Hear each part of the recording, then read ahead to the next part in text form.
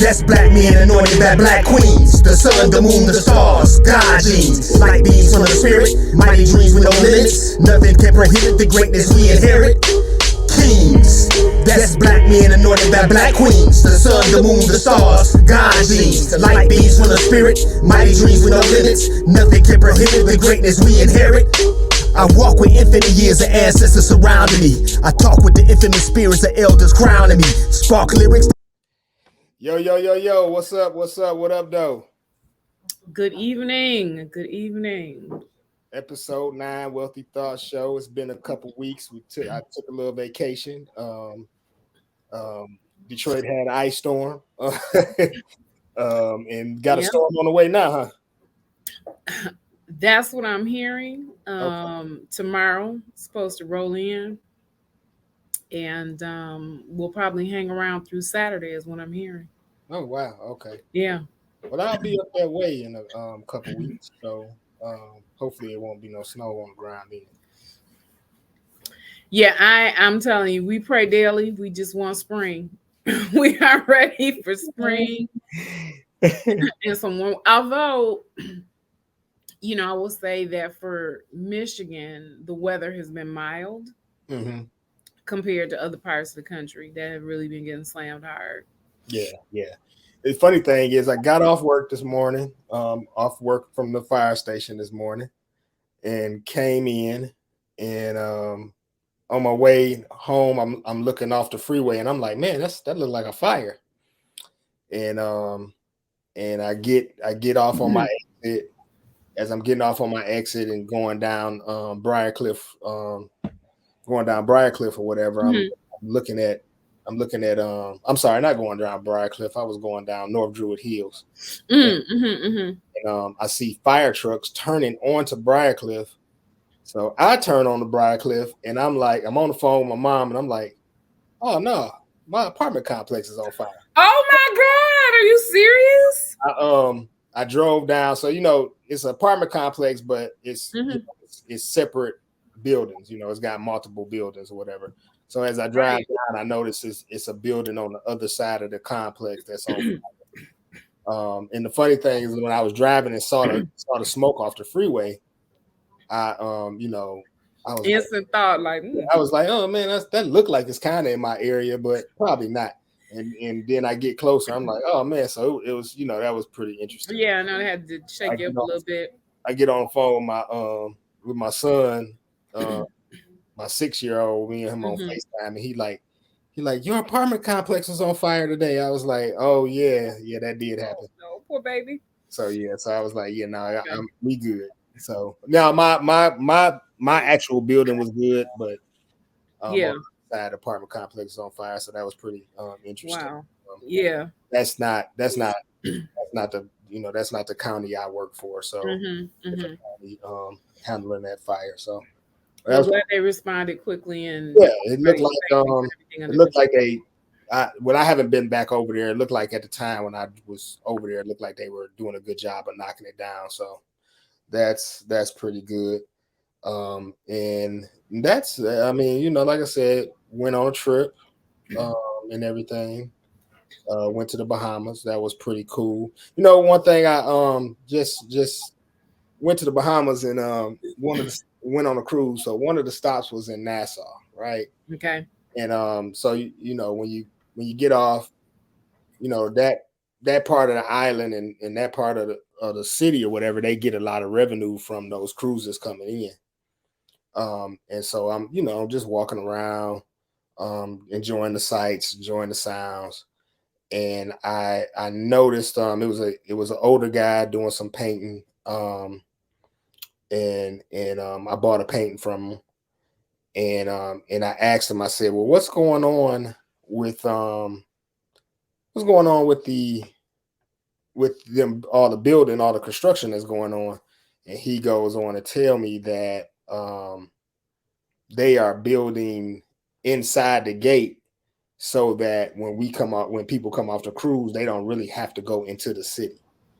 And I just was like, wow, that's going to be a big impact on the income, the economy of that city right there, or that area right there. Why would they do that though? So obviously, you got a bunch of riders that necessarily they might not want to go into the city. When you get off right there, it is a lot going on. You got a bunch of people standing there trying to get you to go on tours. You got a bunch of people trying to get you to take you on a ferry to go to the other side of the island. They either trying to take you on a tour, trying to take you on a cab to go deeper into the city. It's just people just standing there, basically trying to solicit you. And so for me, it was cool. I enjoyed, talking to the people that was there and getting to understand and see some of the customs that was there. Walked about, I would say about 3 to 5 miles in the city. I would eat in the city, went to the Queen Stairs, went to one of the little marketplaces and bought a couple things. And like I said, I did buy paint from that guy, and he was the one that was telling me about it. But it's just interesting to see that that's gonna really probably impact the economy right there in that area. It is always interesting to me, especially in or on islands that have British government that the British government is connected to, and how things are handled with regard to the local economy, and especially for the natives. With the U.S. and Puerto Rico, Haiti, all of these islands that are, beautiful islands. And of course, to your point, it's beneficial for the natives to have tourists. Yes. But it's just always sad to me that those natives they don't seem to have control of their local economy. And they seem to be in more of a subservient or service role. And that, someone wealthy is calling the shots. Yes. Yes. And of course, just hearing the fact that people won't be able to go into the city. So that part I don't know if they won't be able to go into the city, but I'm what I can tell is that if they build those shops right there, you won't have as many people going into the city. Yeah, and that it's a deliberate decision, it's deliberate action being taken. That's, to your point, going to have a huge impact on the natives' economy, their income, their ability to earn income. Yeah, because a lot of those, I'm quite sure they'll have natives working in those shops, but it's not the same. But it's not the same. There were a lot of businesses that were, native-owned businesses right there. Of course, there's other businesses there too, but there were, especially the restaurant I went to. I just happened to notice that they probably had some kind of deal with some of the guys, the people that were doing tours, because I noticed some of the tour guides would bring their people into that business, and so that business not only was getting just people just like me that just walked up to eat, they were also getting the tours coming through there. And what's going to happen is that those natives, as their business declines, they're not going to be able to afford to operate it, and they basically are going to have to close. Yeah. And potentially leave. Yeah. To try and survive, which basically allows, these other wealthier folks to just take it over. Yeah. And I was trying to see, I said I may go in maybe 2 or 3 years, maybe 3 or 4 the impact. Just to see the impact, because the place probably won't be open until next year, the way they did it. But it would be interesting to go again and see the impact of them opening that. What cruise line did you go with? Carnival. But everybody docks at that one place, so it's not just Carnival doing it. It's Royal Caribbean. It was there. Some other cruise ship was there, and so it's not just it's not just Carnival that's doing it, it's the cruise line. You know, it's obviously something with the cruises, but also obviously something like you said with the government and those people that's really in charge. So that's pretty interesting. Something that I probably, like I said, in the next couple of years, I probably go back and see how that, you know, what effect that really has. Yeah. But yeah, that was that. Went to Princess K Islands, which is really same thing there. It's when you dock, they dock. I don't know, like a 10-minute boat ride from the island because they don't really dock on the island.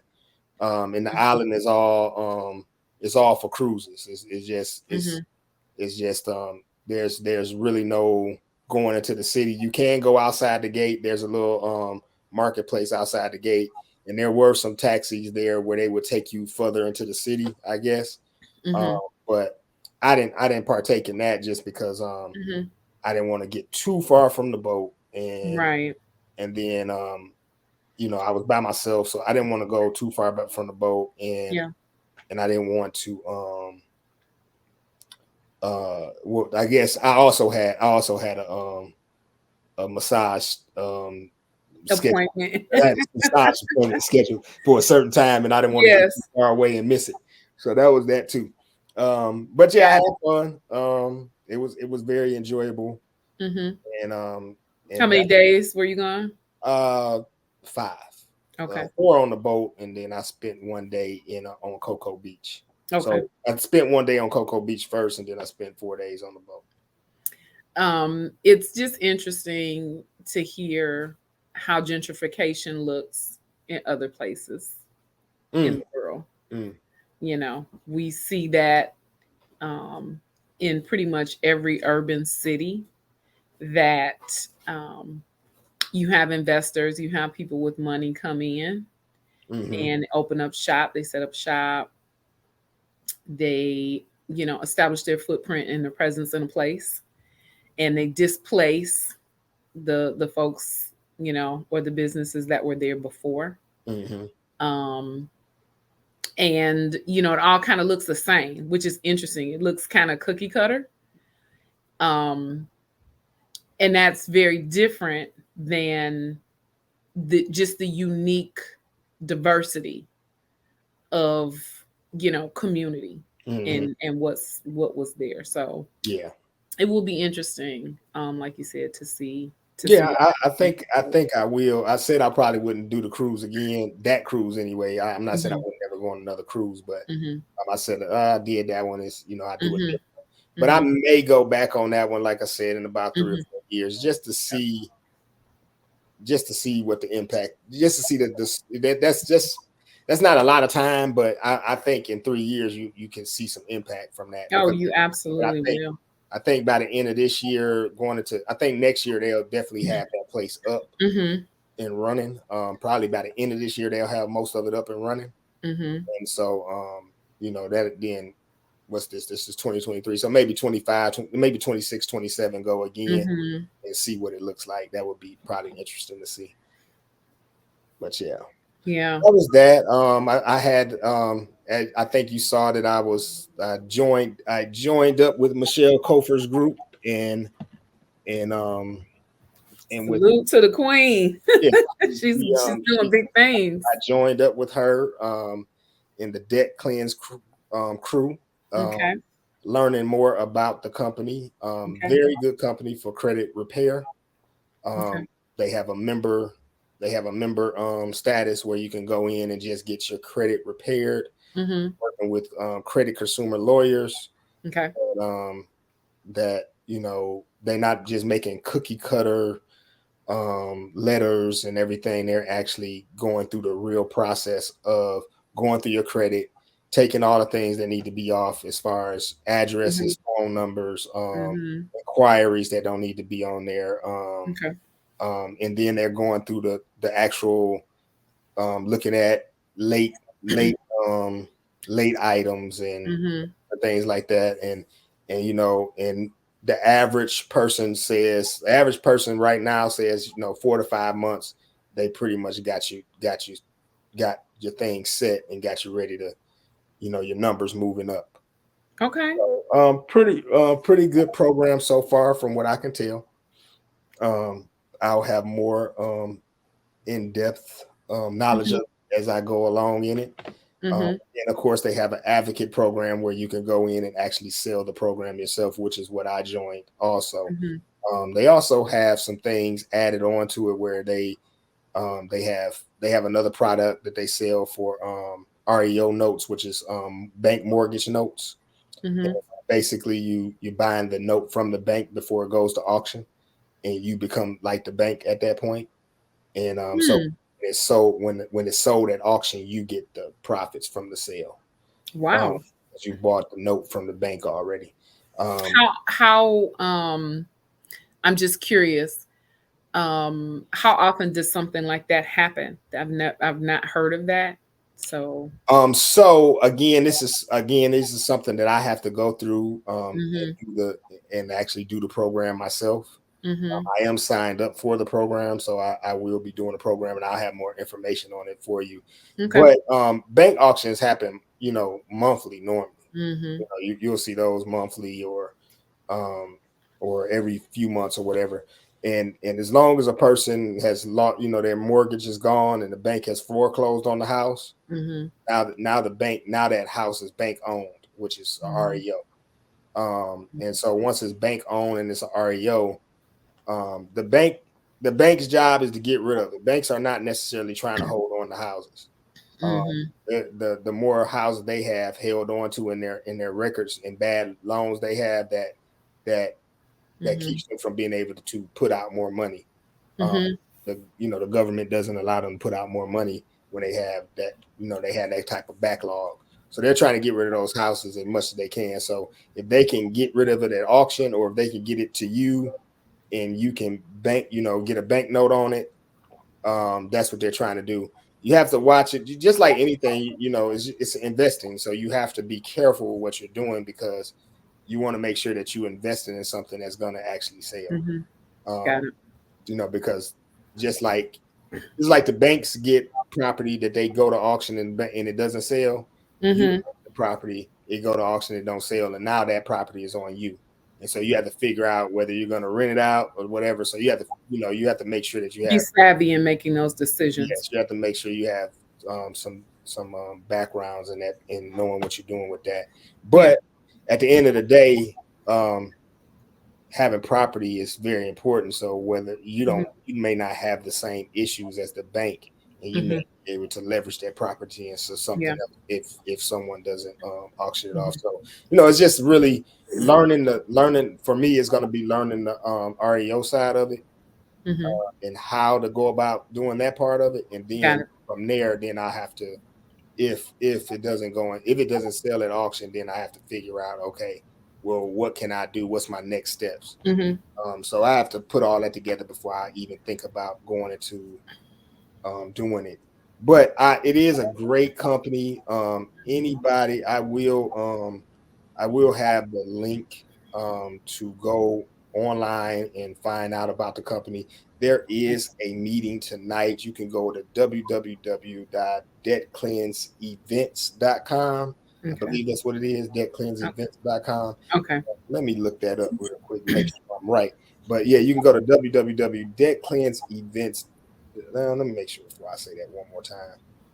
And but you go on there tonight. They are having a webinar. Yeah, it's going to be debtcleanseevents.com. That's www.debtcleanseevents.com. That's going to be every Monday through Thursday at 9 p.m. They have an event. If you go on there, they will explain everything to you about what DebtCleanse is. It's going to always be somebody hosting it, and they'll explain what DebtCleanse is. And if you like what you hear, you can use the link that I'll have in the description later on. Click that link, and you can go on there, and or you can give me a call, and we can talk about if you would like to join as a member, or if you would like to come on as a advocate. advocate, either one, you know what I'm saying? And the thing is just trying to really help you out. I really got involved because as a real estate agent, I do come across people that really need help with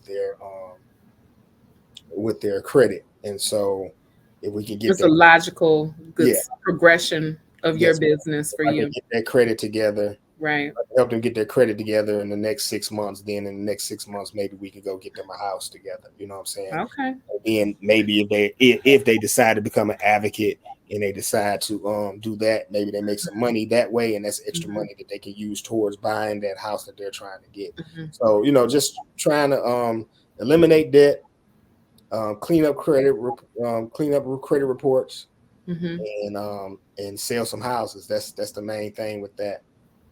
Got it. Thing with that. But yeah, Michelle also told me to make sure that you get on one of these calls so you can hear about it. And I don't know if you just need the membership side of it. Maybe the advocate side ain't what you want to do. But for me, I just want to make sure that the person that joins up, they do what they need to do for themselves. I'm always this is Detroit. This is Detroit. We always seem to be chatting folks up. And this is a city that has a predominantly Black population.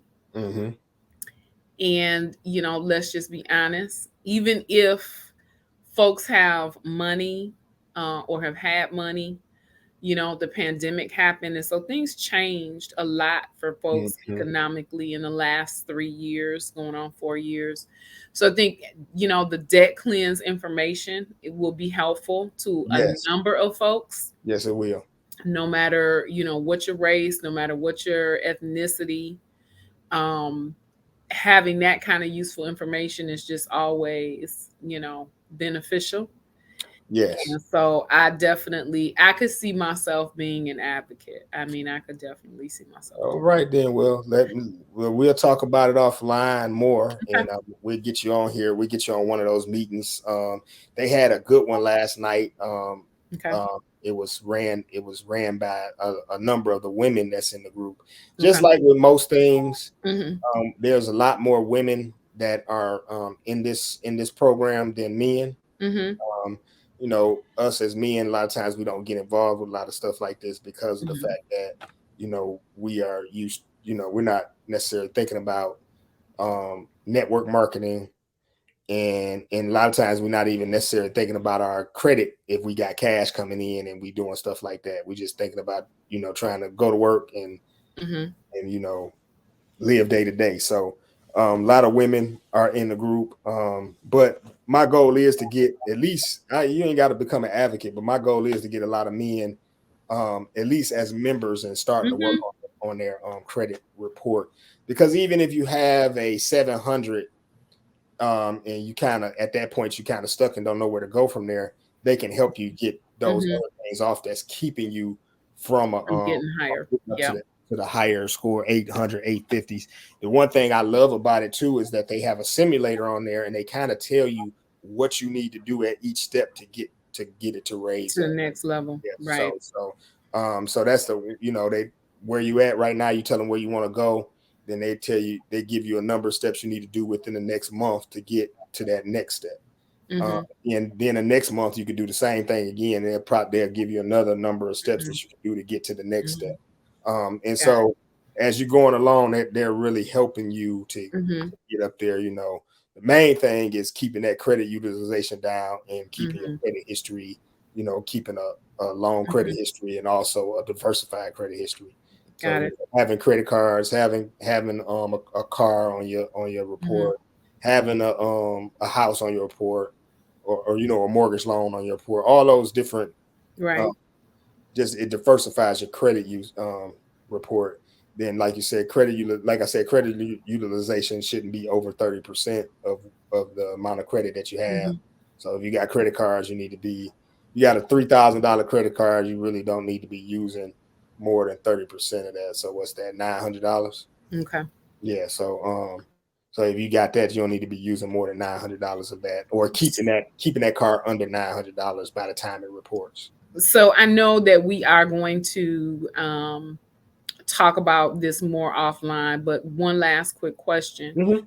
Are there, or does DebtCleanse ever make recommendations on the best types of credit cards to have? That has been a question that I've had for a long time.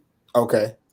And there's certain ones like American Express, that people kind of always aspire to have. Okay.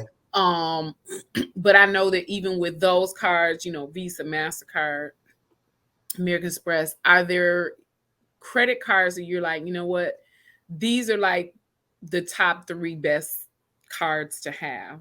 Okay. Well, AMX is always going to be considered a top card. But the one thing about AMX is most of their cards and most of their products they're not really, it's credit, but it's not, they expect you to have that card paid off by the end of the month. Most of those AMX cards. So they're not like a MasterCard or a Visa where you can roll that credit, keep rolling that credit over. AMX expects that card to be paid off at the end of the month, typically. The other thing is you want to get cards that's meeting your lifestyle. So the main thing is this: you want to get cards that's going to give you some cash back.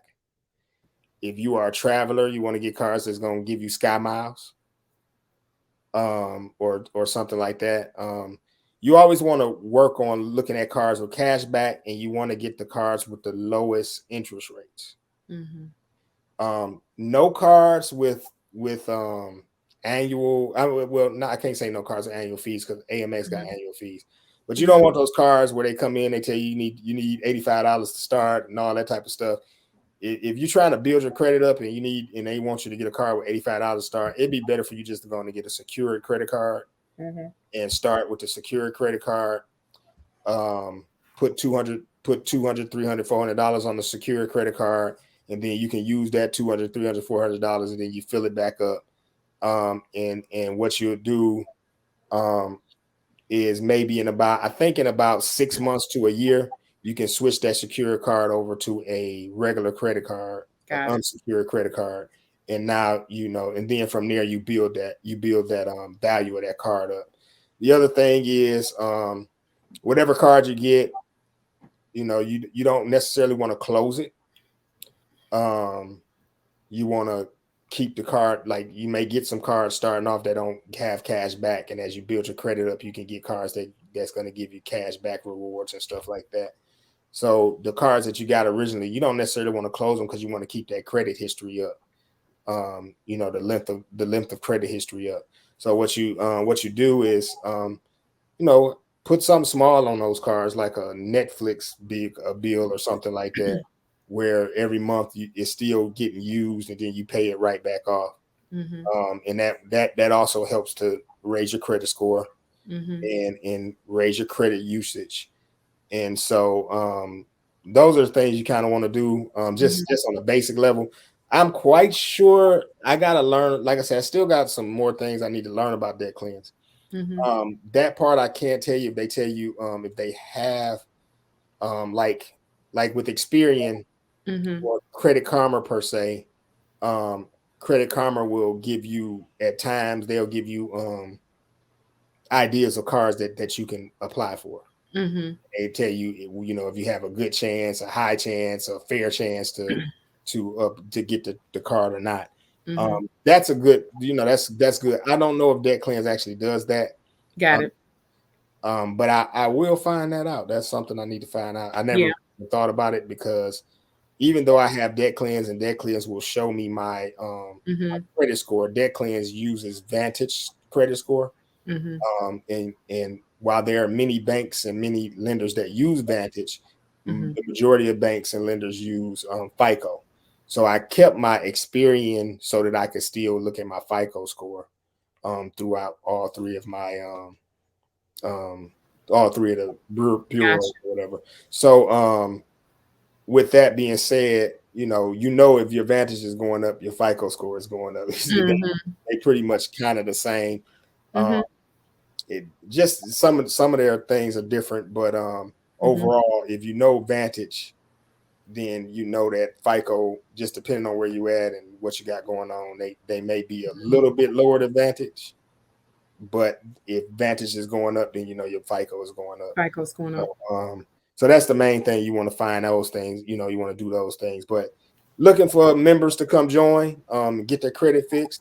It is I believe it's still $79 a month right now. The price will be rising to $89 a month. I don't think it has yet.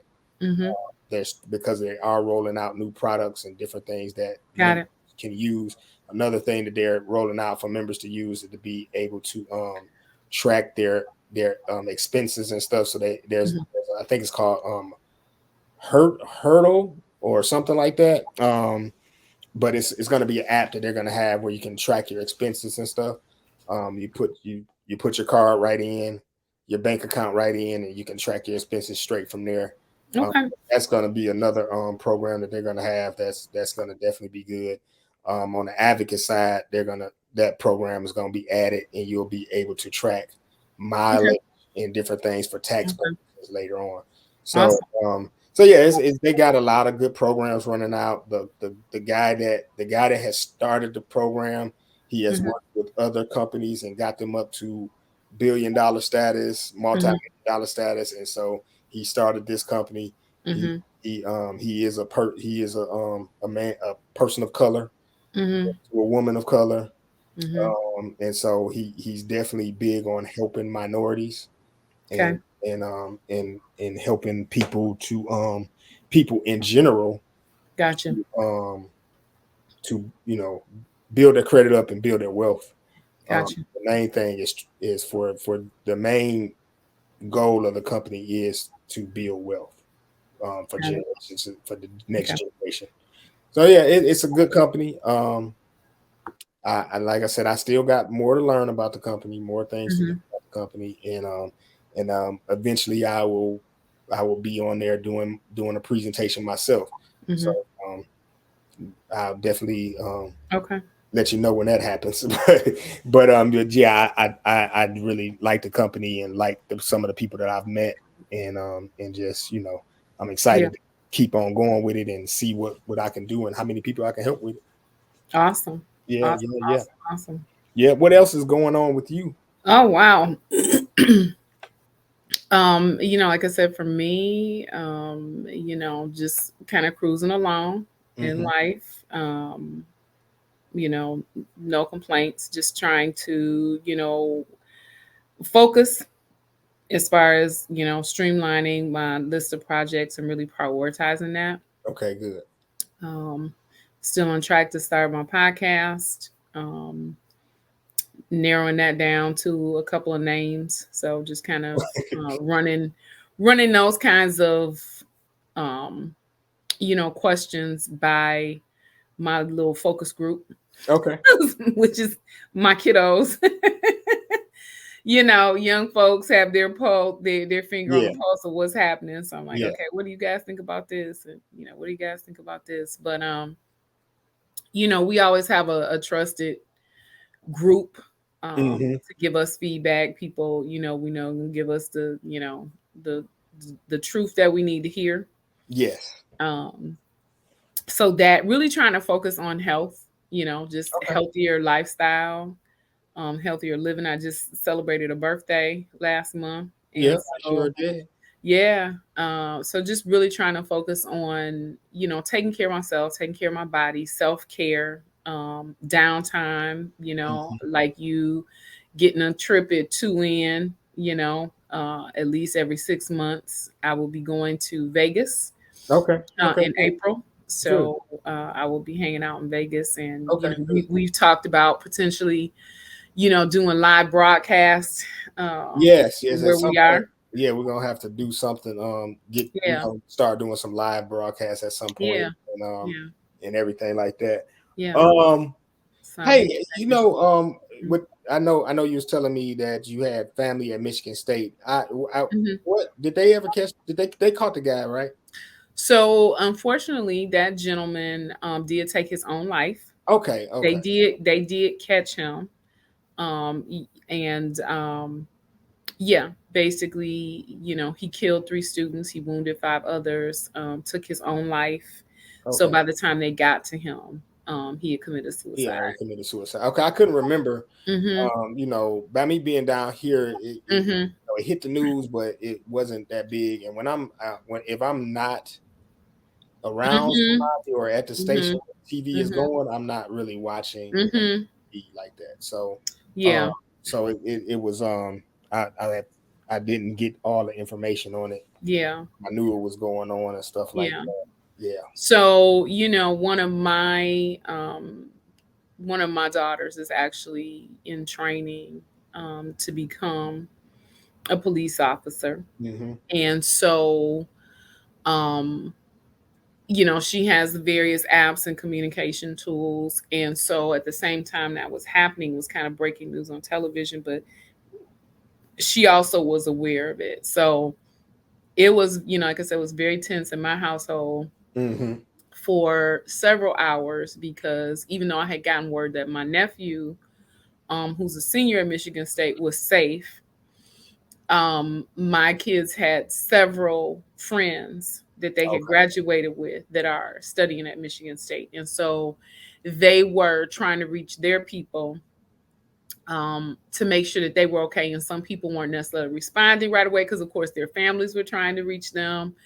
So it took several hours for us to get confirmation that everybody we knew was okay and they were secure. But, we're still recovering as a community, as a state.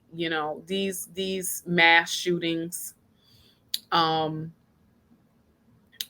people are not only grief-stricken and just devastated emotionally, but people are also very angry. And so, as we are heading into 2024, which is going to be an election year, I think there's definitely going to be more pressure on whatever candidates are considering running for office in 2024 to really come up with legislation, some gun legislation that people... So you think it's going to be more pressure than it's been before? Listen, here's the thing. This is interesting piece about, what happened in Michigan State. Michigan is one of these states, like, there's a lot of militia here. Yeah. Michigan, I would say, is definitely a pro-gun state. When we talk about Lansing, you're moving over toward, that's the capital, number one for the state. But also you are on your way to the west side of the state. And folks feel very strong, about their constitutional rights and right to bear arms and the right to have guns. And they have advocated for that and defended that. And to have that happen at Michigan State was a huge shock, I think, for a lot of folks. Okay. And so I think for some people who have been, again, aggressively defending that right to bear arms and to own guns, listen, I would say the majority of folks are not against anybody owning a gun. Let's be clear. The issue is these automatic and assault rifles. These bullets that are armor piercing, those are not things that should be in the hands of any civilian. Those are things that are military grade weapons. They are weapons and tools of war that are designed to kill. So nobody should have those. No, if you're in the military, that's one thing. But if you just a homeowner, no. Get a regular gun, get a regular rifle. And I think that's the issue. And I think that is really what needs attention. And that's really what needs to be regulated. The other piece is, in order to own a gun, we really need to do some mental health evaluations. We need to ask more questions. And that piece of it needs to be regulated definitely more aggressively. or just we're gonna have more senseless deaths. And these deaths were senseless. These look, Sandy Hook was babies. Those were children. Those were young children. We're talking about 6-year-old kids, 7-year-old kids. That's gut wrenching. Those families, you will never recover from that type of trauma and violence and loss. You just don't ever recover. And being here in Michigan, what happened in Michigan State, I cried literally for 2 days. I mean, literally, like, I woke up the next morning and like everybody else, we were just shocked. It was unbelievable. Yeah. And to see those 3 young lives cut down. Who sends their child away to school, to college? You're paying a university. We just talked about, your FICO score and going into debt and all these things. People have scrimped and scraped and sacrificed to send their kids to good schools, only to get a call that your child is dead. Yeah. That's gut-wrenching. And one of those 5 students that's injured will be paralyzed for life from the chest down. That young man, and he is an international student. His family is here in this country. I don't think they speak English or very little English. And so they have a GoFundMe to try and help his family with those medical bills. That's going to be for the rest of his life. Yeah, yeah. So, now, did they ever figure out, did the guy leave a note or anything? They ever figure out why he did it or what was going on with him? So from what I understand, go there, did he? I'm sorry. He wasn't even a student at Michigan State. This guy, from what I understand, it wasn't African American, was a Black guy. Okay. I believe he lived in that area, in that I don't know if he lived in Ingham County specifically, but my understanding is he was from that area, Ypsilanti area, somewhere around in there. Okay. He had become a loner. He had dealt with, probably some bouts of depression. His mother, I understand his mother had passed. And that after his mom passed a few years ago, it really deeply impacted him, and he just really kind of spiraled emotionally. He had a brother and a father who survived him. His father appears to be a pretty religious man. He expressed, just a lot of shock and disbelief, couldn't believe, that his son had done that. He said that, it was the devil. He felt like his son had been possessed by the devil. And the brother kind of, same thing, just saying, they were in shock and disbelief, couldn't believe he had done this. They knew that, he appeared to have some mental health issues, but, the other, just kind of sad part, and just as things have been coming out, is that there are a number of buildings on that campus that were not secured in a way that they probably should have been.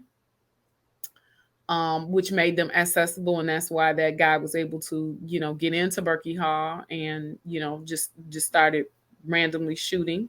Yeah, well, that's not just Michigan State. That's a lot of college campuses where you can go, and I mean, you really can just walk the streets and no one really gonna question you as long as you look like you're a student. And so, and that's why, going back to your earlier question. About people lobbying their, congressmen and representatives and senators. You have to do something. You have to take some level of action, because if you want that type of community where you can leave your doors unlocked and you don't want to feel stressed or concerned about someone having access, then you need to have some things in place that support that type of lifestyle and that sort of community. Here in Michigan, in the burbs, a lot of these suburban communities and, communities, like I said, that are further out, predominantly white, they don't lock their doors. Yeah. They don't lock their doors. They don't lock the property. Now, if you wander onto the property, you might catch a bullet, because, they're like, well, you shouldn't be trespassing or whatever. But, my point is that, again, by contrast, here in the city, you know, I was taking my daughter out. She was meeting some friends downtown and she needed cash. Well, there's an ATM literally around the corner and on the other side of the street. There's a Chase Bank. I pull up to the ATM, and that sucker was turned off. Like the light was red, and I was like, what does that mean? Because I haven't been living in this area very long. And those ATMs, basically, they shut them down. Chase Bank shuts those ATMs down at a certain time. And it's like after 5 o'clock. So literally after the bank closes, the ATMs close. Yeah. Everywhere else, you can access an ATM 24 hours a day. But, you know, in the city, there's certain things are locked down. Yeah, well, you have to for safety reasons. I mean, you got people that are, you know, it's like getting money at nighttime is like, you know, that's typically taboo in the city. What's interesting. I mean, I've done it plenty of times, but and correct me if I'm wrong. I don't recall that any of these mass shootings or school shootings have ever taken place in an urban school. Well, we have different types of shootings in urban schools. And the other thing is typically urban schools, but not mass. And that's what I said. You know, I said I can't say it's not mass because a mass shooting is basically considered anything, I believe anything over 4 or more. 4 or 5, yeah. Yeah, so you can't say it's not a mass shooting. But what you can say is this, is that one thing with most of the mass shootings that we see, a lot of times they make no rhyme, they have no rhyme or reason. In urban cities, when you see shootings, there's always a reason. It's like it was some, you know, don't get me wrong, it's not a reason, it's not a good reason. That's my point. There's always a motive. It's like, okay, these guys was trying to retaliate for this, or exactly. It's never just I just randomly decided to go shoot a bunch. That's my point. Yeah.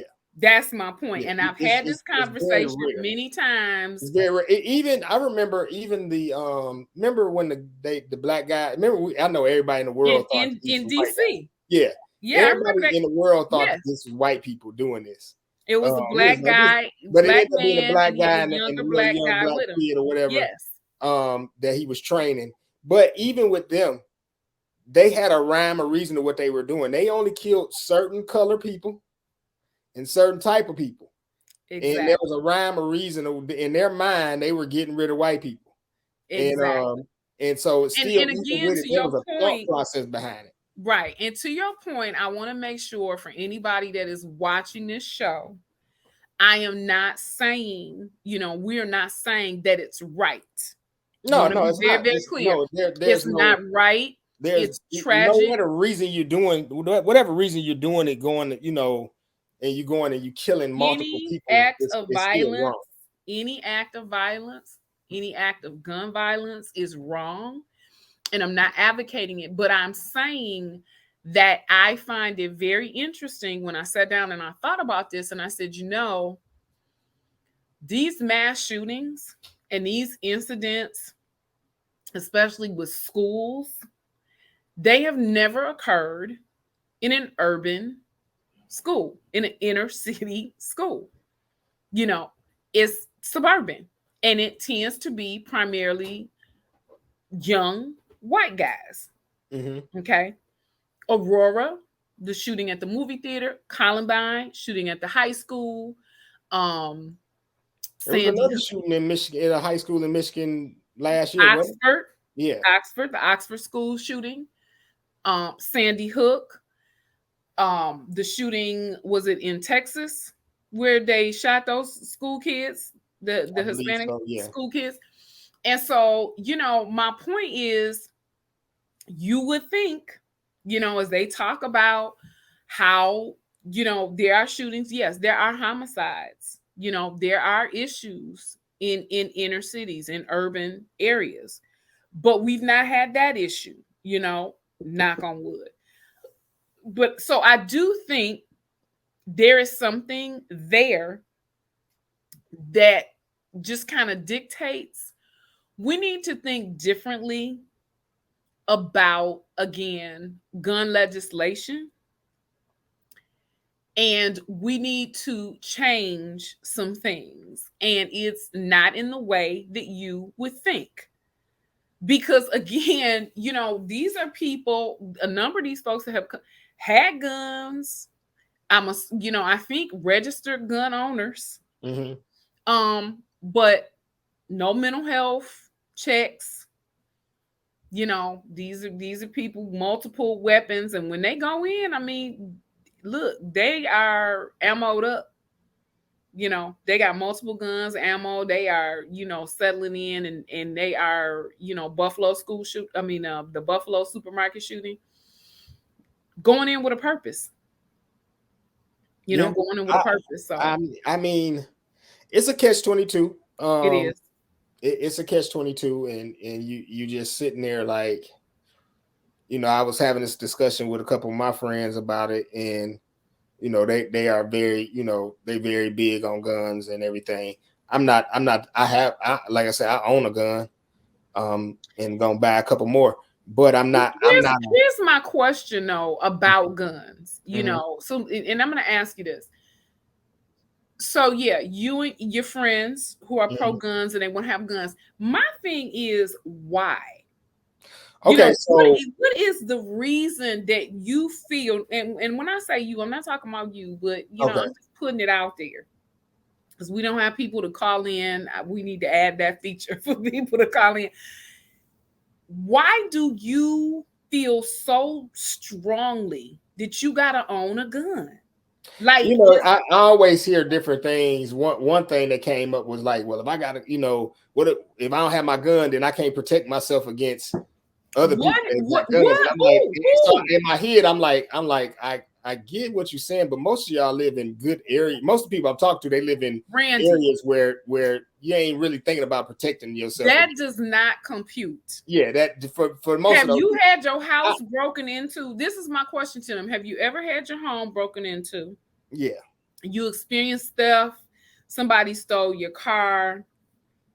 Have you had, an act of violence where you've been assaulted, something like that? Yeah. So for me, I understand that rationale. I've had my car stolen. I believe we had our home broken into when I was very young. Okay. But I mean, I think they just kind of came through and, ransacked, knocked some papers off. There wasn't really anything that they took of value. But I have had my car stolen before, and and that was an awful feeling. Yeah. But these folks who are saying that, I'm like, again, to your point, you living out here, you living way out here in the middle of nowhere. Who is busting in your door other than a deer? And so I get it. That was my question. I said, like, I get a rifle because you can go deer hunting with a rifle. I'm like, you take an AR-15. But some of these people don't even hunt deer. Yeah, most of these people don't even hunt deer. They literally hunt squirrels. They literally just want guns just to have them. But I'll say this, and just for me, I don't carry my gun. I have before. I stopped carrying it because I realize who I am. Yeah. And so for me, I don't carry my gun on me. At this point, because I just don't need to. And I've always said that I'm probably going to go and make sure that I, get some different type of gun training, not the gun training right where I know how to shoot a gun. That's not the problem. Getting the gun training kind of like you go and get martial artist training where it kind of teach you to, you're using this for defense, you're using this whatever. Yeah. Because I don't want to be the person. I know me. Yeah. And I don't want to be the person that, I've been in a couple of situations where I was like, if I had my gun, I probably would have killed this dude. And so I don't want to be that guy. You know what I'm saying? So I'm just like, I keep my gun at home. If I'm not really worried about nobody coming in this house, in this place, and doing anything, in this apartment complex and doing anything. I'm not, but I do keep it here. and I don't go out with it because there's no reason for me to. I don't really go. I'm not hanging out in places where I feel like I'm not in that type of lifestyle to do that. And so I get it. A lot of people keep theirs on them. They worried about, but a lot of people that keep them on them that I know, they go and do stuff in those environments where, things could pop off like that. I'm not doing that regularly. You know what I'm saying? And so for me, it's not that big of a deal. Like I said, it is a catch-22. I do think that a homeowner should own a gun to protect their home, or own some type of weapon to protect their home, whether it's a gun or a rifle, something to protect their home. I do believe that. I do believe if you are a hunter and that's what you want to do, you should have you a nice rifle, something that you're taking out so that you can go hunt the animal, the deer or whatever it is you hunt. Absolutely. I do believe you should be able to have that. I do think that when we start getting to people buying automatic, semi-automatic weapons and stuff like that, then we need to start, like you said, people going to get thousands and thousands of rounds of ammo and stuff like that. It's for me at that point, there should be those things should not even be available for them to purchase. Trigger, like just like the trigger, like there's a trigger that people don't really know about this, but there's a trigger that happens when you go to a Home Depot or something and you buy certain things that looks like you're trying to make a dirty bomb. The FBI is triggered. Especially whether you buy it with cash or whatever. If that's a scene, unless you go into to a place like unless you go to multiple places and do it, but if you go to one place and just do that, then it's triggered. And most people, they're not going to multiple places to buy ammo. Most people buy ammo at the place that they go get it from. For me, at that point, there should be a triggering. Like, wait a minute, what do you need all this ammo for? I mean, I get it. I get it. It's triggering, but it's for us. It's for people. It definitely should be. It should be a trigger to that, because if I'm going to get, and for us, it should. Yeah, to your point, for people who are committing these mass shootings and stuff. Because to me, for us, it shouldn't be triggering, even if it ain't committing mass shootings. It's for these people that starting these militias and stuff like that. Right. I don't trust. First off, I don't trust militias because I don't. And most of the militias are very racist in general. They will say that they're not, and they may even have a black person in it, or they may have a white Mexican in it. The good old them. I can't think of them boys. The whatever they. That makes me think of the skit this years ago when Dave Chappelle had his show. Yeah. And, I mean, you may have one black person in whatever. They always have this underlying, it's always this underlying racism with it, towards people of color, especially blacks, Mexicans. It's always this underlying racism with it. So I don't, that's that issue. The other thing that the government likes to act like is that, the militias is something they look into, but they don't really look into militias, because in the end, if they need a militia, they'll use a militia to do certain things. Look, they tried to kill our governor. They tried to kill Governor Whitmer, and these folks didn't even really want to prosecute those dudes. Yeah, the government. These men had the government. When you say these folks, you're talking about the government. And that's what I'm saying. That's what I'm saying. And so these people were not only going to kidnap her, but they were going to blow up some bridges so that the law enforcement who they anticipated would come to rescue and save her, they were going to kill them too. Yeah. And they stopped that, which lets me know. Thank God. Yeah, they stopped that. But to be honest with you, this is just me, and this is my conspiracy theorist ways they stopped that because they didn't have control of that. That is why they didn't stop what happened on January 6th, because there was a certain amount of control that they had of that. Yeah. They knew how far they were going to let them people go. Yeah. That was all. That's sad. always been. That thing has always. And that was been our there. nation's capital. That happened in D.C. on the steps of the totally nation's believe. capital. I totally believe they knew it was going to happen, and I totally believe they allowed it to go so far. They had absolutely. Things I'm like, come on. Look, like you just said, if you go to Home Depot and buy 5 things that you doing home repair, you're doing home repairs, but these happen to be 5 things that also could be used to make a dirty bomb. And so that triggers their attention. But they totally missed January 6th, even when people were calling and saying, hey, these people are about to go in here and get it crunked. And I mean, so with that being said, what you think about your president, your ex-president is running again, and, and what you think about that? There's nothing that Trump does that should surprise anybody. I knew that. Look, he has been intending to run since he left. Okay, let's just call that spade what it is, lay it on the table and play it. Okay. No doubt.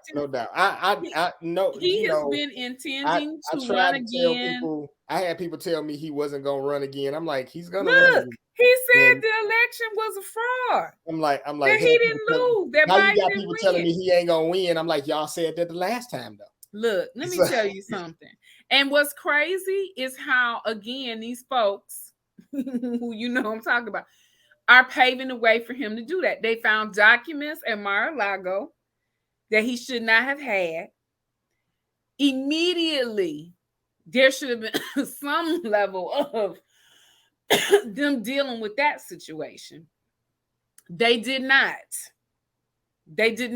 So, I'm sorry. I think that, again, I don't trust nobody at this point. I hate to say it like that, but I don't trust anybody. I don't trust anything that's said. Mm-hmm. I think what little trust I had was totally destroyed on January 6th when the whole world watched as these people stormed the Capitol and all of that horrific nonsense went down. Well, it was horrible. Like, you have the presidency is an institution. Supposed to be. It is. It's still an institution. And it may not be the institution that you want it to be, but it's an institution. True. And so because it's an institution, even if the president does something, the president, which he's never going to do, but the president would damn near have to kill somebody on nationwide TV for him to go to jail. Whether he was an ex-president, a president, because of that institution, they're never gonna, all the things that Trump. That person will never be prosecuted like a regular citizen. Yes, gotcha. Yeah. And so that's what I'm saying. They'll prosecute a senator, they'll prosecute anybody else, but you're not going to be a governor can go to jail, a senator, a mayor, not the president of the United States. Mm-hmm. They're never going to let that happen, and because that's the institution that they that is the institution. The only other institution that may be able to get away with that is a Supreme Court justice. Yeah, and it's interesting how corrupted they seem to have become. Well, the thing is that at the end of the day, we'll never know everything that goes on. No. Because it's all smoke and mirrors. But the funny thing is, as much as we'll never know everything that goes on, they hide it in plain sight, so you kind of get what's going on. All you got to do is watch. And I'm not. I don't know who's going to win. Biden is not a great choice, nor is Trump, and those are the two viable choices that we have. I don't know. Is there anybody that's running against Biden? Anybody? Listen. I keep saying, look, we need viable candidates. At this point, I really don't feel either of them are viable. And it saddens me to say that about our current president, but I just feel like, honestly, I voted for him to buy us some time because we could not continue with Trump in office. We just could not continue. I'm sorry. His presidency culminated. I mean, it was a slow, how do I say this? Destabilization of our government. And to allow him to remain in office, I think would have just led to significant just destruction of our principles and just different things. I mean, you could see it happening. So let me ask you, we lost respect on the world stage that we're still trying to fight, to get back. Look at Russia and Ukraine. Look at what's happening with China and Taiwan. We need somebody that's gonna rise to the occasion. So let me ask you, I don't know this part. I done forgot some of those rules. So if Trump happens to win, will he be able to run again, or is that going to be part of his 8 years and that's it? I believe that if he were to run again, that would be his second term. I don't think that he could run again. Okay. I'm just wondering because I'm quite sure he's going to win. That's just good night, Randy. Good night. It's been a good conversation. I don't want to have that conversation. Hey, I know most people don't, but I'm on. This is the woman that's running against him. I can't think of her name. Nikki Haley. Okay, Nikki Haley. Yes. I don't know much about her. But I'm just be honest with you. I don't foresee white men voting for her. Listen, that is always the challenge that any female has. Okay. Yeah, I don't foresee white men voting for her, and I'm gonna be honest with you, I don't foresee white women that are Republicans voting for her. I don't. I will tell you this. I'm gonna tell you who I want, and I know I'll never get it, but I truly, truly, truly wish that Michelle Obama would run. So my question to you is this: what qualifications does Michelle have? Let me tell you something. Michelle Obama, when people say that, I'm like, listen, this woman is an intelligent female. Okay. Not just the fact that she's Black, but I mean, I think that, again, people don't really know her credentials and what she brings to the table. This woman. And when I ask, let me say this: when I ask that question, I'm not saying it in a way. I'm not saying in a way that I'm saying, oh. I'm not taking away from her intelligence level. I'm not taking away from anything, but she's never ran for any public office. I get that she's the wife of a former senator and a former president. I get that. She had her own career. Okay. And she was an established leader. Okay. Chief level, C-suite level leadership in Chicago. Okay. Before her husband ever ran for office. Okay. This woman is also a Harvard grad. Okay. I will say this, and Barack Obama himself said this many times. He could not have done it if not for her. Because behind every great man is a great woman, a phenomenal woman, and she is a phenomenal woman. The time that she spent in Washington, and here's the thing. I'm sure if you ask her husband, he would say she probably would have done a better job being president than I did, but she didn't want it. But trust me, she's smart. She's savvy. She's intelligent.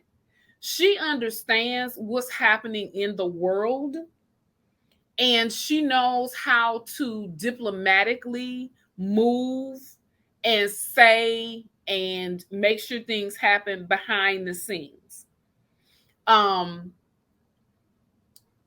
People know that. And that's why, her name, it's been put out there. Yeah, and I've always said in my head, I'm like, I get it. I get it. I totally get it. And it has nothing at all with her being, the wife of Barack Obama. It is because of her level of intelligence. And just her experience and her leadership. When she stepped down from her position, and I can't remember if she was like a if she was like a CEO or something, but it was a chief level leadership that she had, and I want to say it was with a health system. But she did that and had done that for many years before her husband became senator. Mm-hmm. And of course, when that happened, she then had to make some decisions and strategically, kind of supported what he wanted to have happen. But I think she would be dynamic because she's a calm person.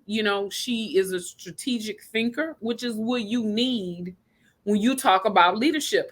How many times have we seen Trump just lose it, just say stupid stuff when you need to, as the president of the United States, speak, how do I say? You need to speak calm, and you need to exemplify leadership, and you need to exemplify Hello? You gone, Tracy? Looked like Tracy got stuck. So what I'm gonna say is this: I'm we were talking about Michelle Obama. I think Michelle Obama probably will be a good candidate. I do question what her leadership skills would be because I don't know anything about that. That's just me. I would like to I need to get a panel of women on here and talk to them about something that she just brought up, that Michelle Obama basically you back? Yeah, I don't know what happened. I had just started talking, but I was just saying to the people that I think I need to get a panel of women on here and talk about something that you brought up. Michelle Obama basically gave up her seat of power doing certain things to support her man. I would like to get a panel of women on here, maybe a couple brothers. I don't know. We have to get maybe two, maybe a man. You know who we should get? Who's your friend who is he in Texas? Oh, Eric. Yeah, is that the guy we had on the show? Yeah. And his wife. I would love to have them on together.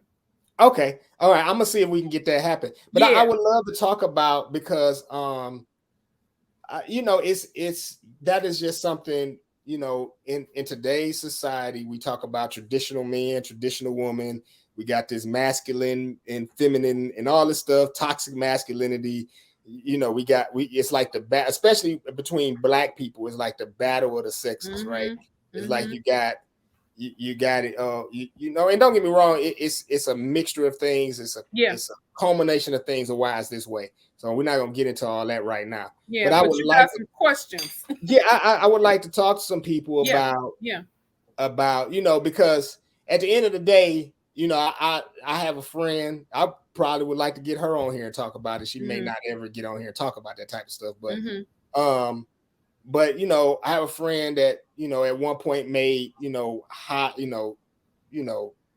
200 plus, and she and one of the things that we would always say, the only thing I always say to her is that she ain't never gonna it's gonna be hard for her to listen to a man that make $100,000. And that's really, you start talking about Black people making Black men making $100,000. You're talking about the top 5 to 10% of Black men in the country, right? And so I was like, but she would never listen to a Black man making $100,000 because she makes so much more than that. But let me ask you, why is that though? Why is that? What does money have to do with it if that brother is a dynamic, intelligent? Yeah, but everybody you still have a lot of, that woman that I'm talking about does not necessarily have a lot of traditional ways about her. And some of that comes from her past and different things that happened in her past. And so I totally understand that. And I'm not saying I disagree with you. I'm just curious. Yeah, I don't think dynamic and everything has anything to do with that a lot of times in today's time. Women are like, you got to bring at least what I'm bringing. Yeah, I mean, and it's hard when you're not bringing that kind of money, or you're not bringing what the other person bringing, for you to, as a man, say, I'm the man of the house. that's gonna be kind of hard. And but then at the same time as you can't do that, you have women saying, I want you to be the man of the house, but it's like it's this catch-22 that you're in. You sitting up there like, how does that's a conversation that it can go on forever. It can I'm one. It's always okay when the man is making more money, but when the woman makes more money, I'm one like this. I used to be like, oh, it's all good. If the woman make more money than me, I'm cool. It's okay because I'm still work. I'm gonna still do what I got to do. You still feel that way? No, I don't. I don't feel that way. Not that I'm not intimidated by a woman that make more money than me. That's not the problem. What I do know is that the way society is set up right now, if a woman makes more money than you as a man and you can't put her in a position, you at least, even if she make more money than you at least need to be able to put her in a position to where if she decide to stop working today, you can take care of everything. And many men are not in that position. Many black men are not in that position in this country. And why is that? Oh, it's systemic. A lot of it is systemic. A lot of it is systemic. I would say the majority of it is systemic, but some of it is also a limited mindset. Got it. A lot of brothers, they need your book. A lot of brothers are not doing everything that they could do to better themselves. Gotcha. But when you are at a level where you are making good money as a man and blah blah blah, I like I told my son, I said, man, you're 20 years old. I was listening to this 22-year-old woman talk about the man she date got to have 6 figures. I'm like, what in the hell 22-year-old, got a 6-figure, 25, 26, 27. What? It ain't that many of them that's making 6 figures. It's not. And so you're at 22, you must be talking about dating somebody 30 and up. Because it ain't too many of those it ain't too many 25, 26, 27-year-olds that's making that kind of money.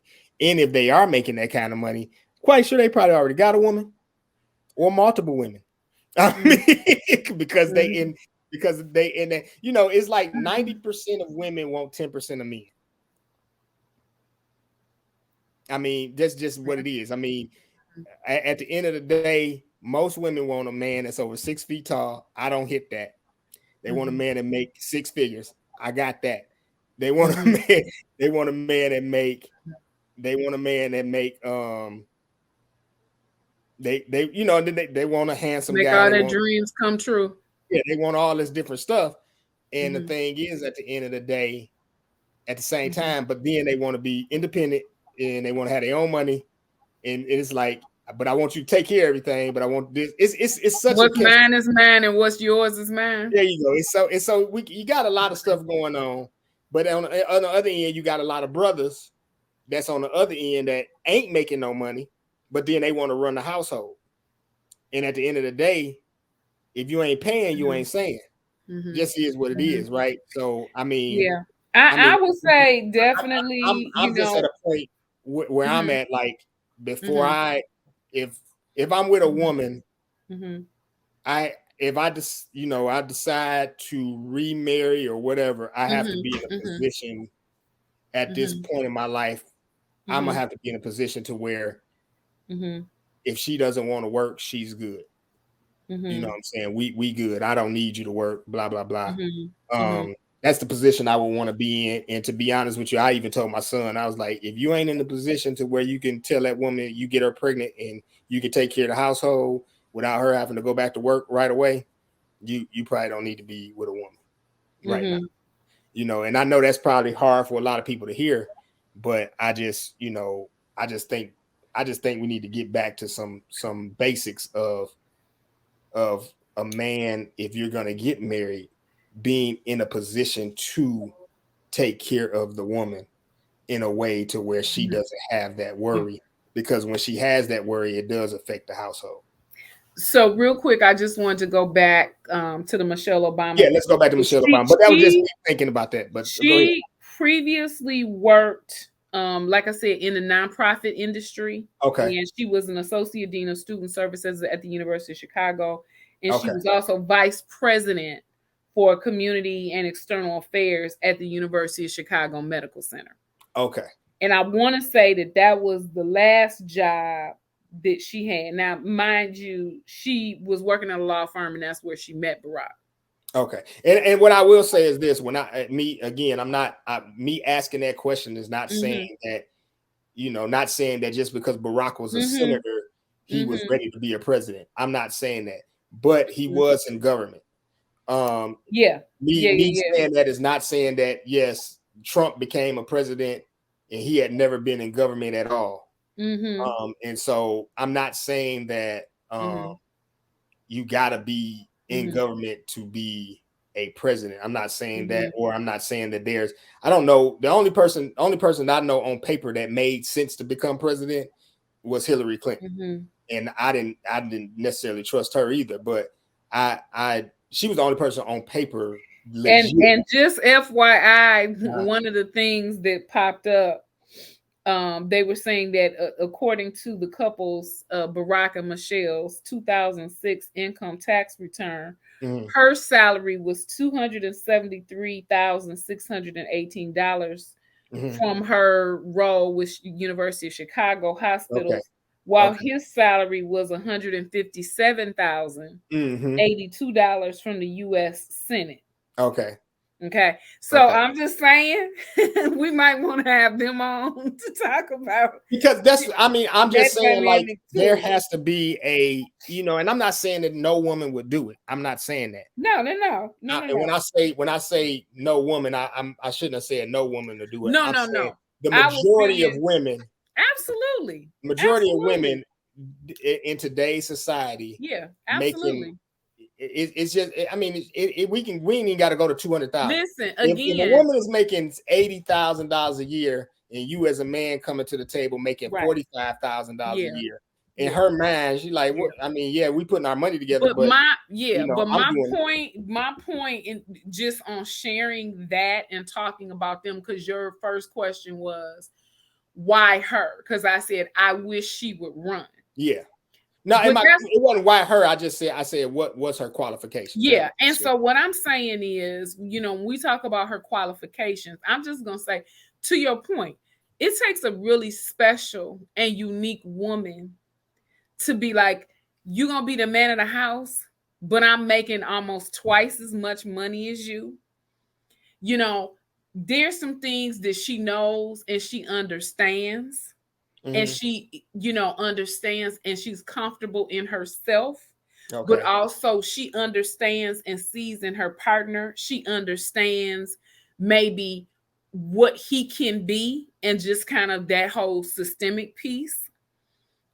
Because clearly, her ability as an earner speaks for itself. Yeah.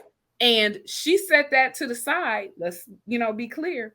She set that to the side in order to help her man, her partner, her husband, the father of her children, achieve his ambitions. Yeah. But I think and so this is just me. But it's a partnership. There are things that of course. It's just me playing devil's advocate now. It don't matter. It really don't matter how much money you talking when you start talking about, hey, babe, I'm about to run for president of the United States. And I think I can win. And I think I got a chance to win. Most women gonna be like, yeah, babe, let's do that. You know what I'm saying? Because of the power that holds. That's not about money at that point. That's about power. So here's Trump had money. His reason to become president is the power, and he is addicted to that power now. He's like, wait a minute, oh shit, I've seen something I ain't never seen before. That's a power move. As my mother would say, Trump is a loose cannon. Yeah, he's a loose cannon, no doubt. But here's the thing: when his show, I love The Apprentice. I enjoyed watching that show. Not to hear him say you're fired. Not to hear him say you're fired. But I always thought that it was very interesting. Just the family dynamic when they were in the boardroom with him and Ivanka and his son. I thought that was very interesting. I appreciated him as a parent, as a father, allowing his son and daughter to be part of that. to give them a platform to help, elevate them, and actually listening to their feedback. I've always thought that, Ivanka was very intelligent. I always enjoyed, her feedback. When they were in the boardroom, different folks, and how the projects went and how the team dynamic and all of that. I enjoyed that show. I enjoyed seeing how he brought different types of people together from diverse backgrounds and seeing them work together. The drama on Marosa. So I mean, because of that, actually, I held out hope that he might be okay. Well, I'm gonna say this. I'm gonna say this, and a lot of people might have disagree with me, and I'm just. They kept giving him money. He ran hotels and casinos and stuff into the ground, but they kept giving him money. Yeah, because at the end of the day, that it's not about running them into the ground. Was there a profit made? And profit was always made.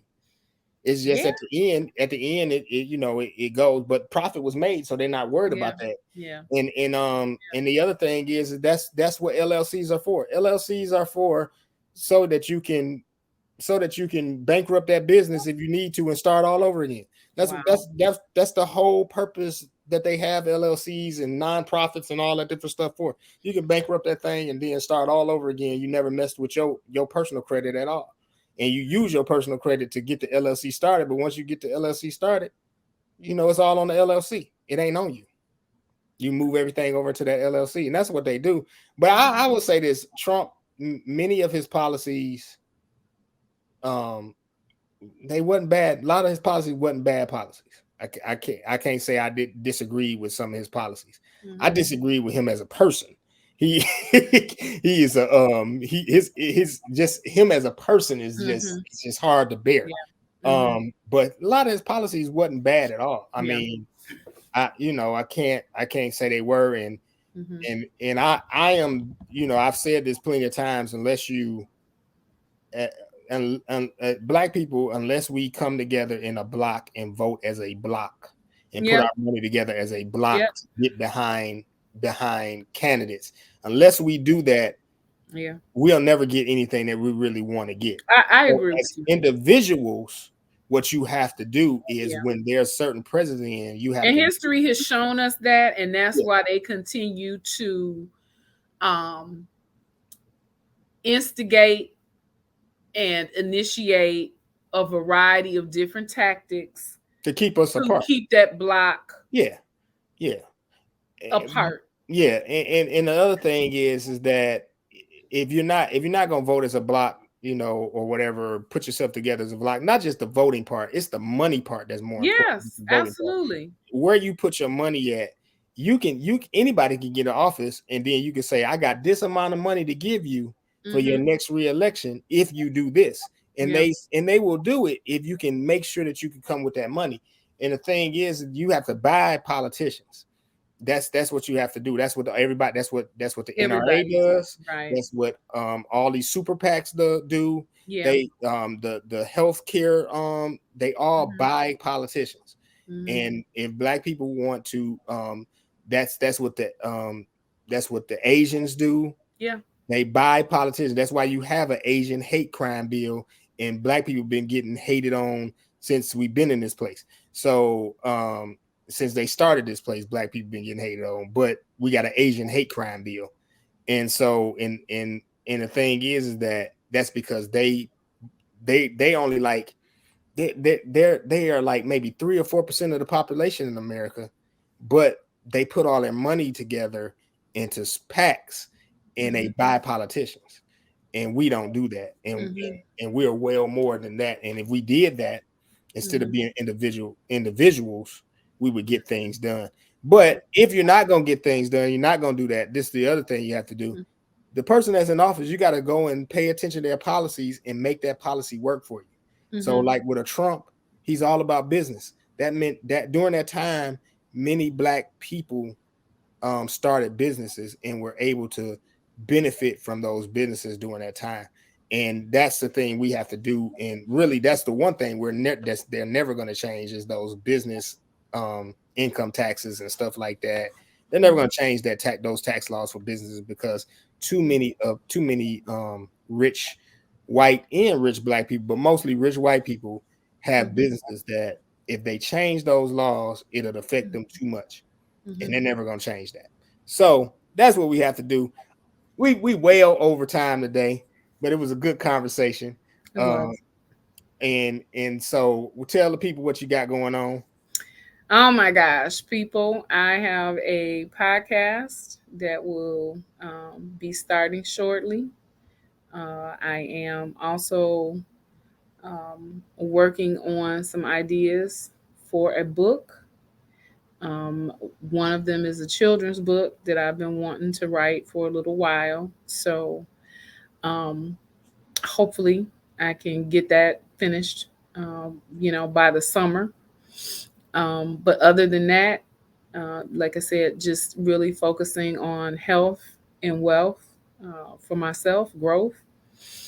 Any questions, any thoughts, hit me up. I'm Trayce Brooks on Facebook, and at Trayce, TRAYCE_B on Instagram.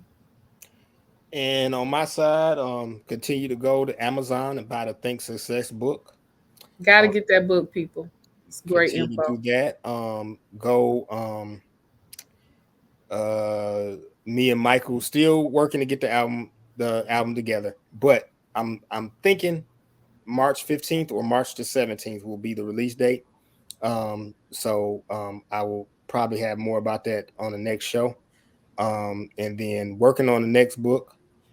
Also, we talked about DebtCleanse earlier. If you are looking for anything with credit repair, you need credit repair done or anything, just hit me up, 404-438-7113, or you can go to the link that will be in the description for DebtCleanse, or you can go to my other link that will be in the description. Also, you can hit me on Instagram, Randy R Graham. That's going to be at Randy R Graham, RandyRgraham. And so that's how you can get in contact with me. Any real estate needs that you need in the Atlanta area, 404-438-7113. And that is it. We will be out for today. Thank you for joining us. We went a little bit over than what we normally do, but we got to get some of that show set up. We got to talk about the dynamics of relationships in the Black community. Yes, that'd be very good to talk about. So, all right, now have a good one, Trayce. I'll talk to you soon. All right. All right. Do what you say. This country is supposed to be about the land of the free for all. It has not been free for Black people, and we are tired. Don't talk to us about looting. Y'all are the looters. America has looted Black people. America looted the Native Americans when they first came here. So looting is what you do. We learned it from you. We learned violence from you. So if you want us to do better, then damn it, you do better. Death porn on the TV, the best racist sworn into the PD, and we still believe we free. There's no Black community because we don't own it. The niggas we vote for condone it. Where's our cojones? We own our own kids, time to grow up. See to the table shit, it's time to act like Jesus did. Go in this American synagogue and flip them on the tables, begging for reparations. Your racist, stop believing in fables.